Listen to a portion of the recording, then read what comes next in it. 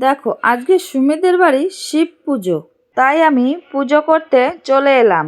এসে দেখি শিব পুরাণের পাঠের আয়োজন করেছে, তাই আমার ননদ এখানে সবকিছু সাজিয়ে দিয়েছে। তারপর আমরা ওইখানে প্রণাম করলাম, আমার সঙ্গে সঙ্গে আমার মেয়েও প্রণাম করলো।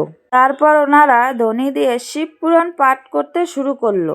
তারপর সুমি চলে এলো মন্দিরে ভোগ সাজানোর জন্যে। দেখো আমাদের মন্দিরে সব রকমের ঠাকুর আছে। এদিকে দেখো সুমির ভোগ সাজানো হয়ে গেছে। আজকে সুমির 16 সোমবার ব্রত, তাই সুমি ভোলে বাবাকে দুধ গঙ্গা জল দিয়ে স্নান করিয়ে নিল। তাই আমিও একটু বাবাকে দুধ দিয়ে স্নান করিয়ে দিলাম। তারপর সুমি পুজো করতে বসলো। আমাদের পুজো হয়ে গেছে। পুজো করে এসে দেখি এদিকটা খিচুড়িও রান্না হয়ে গেছে। আজকে খিচুড়ি রান্না করেছে আমাদের হৃদয়।